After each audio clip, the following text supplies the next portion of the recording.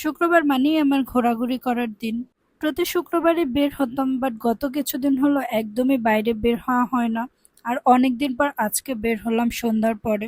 বের হয়ে চলে গিয়েছিলাম মিরপুর ২ নম্বর লাভ রোডে, যেটা আমার বাসার খুবই কাছে।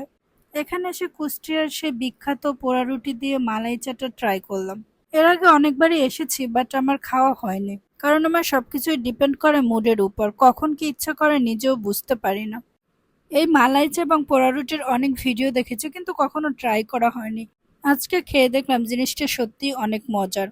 আমার তো জিনিসটা ভীষণই ভালো লেগেছে, ভাবছি এখন থেকে মাঝে মাঝে এখানে এসে পোড়া রুটি দিয়ে চা খাবো।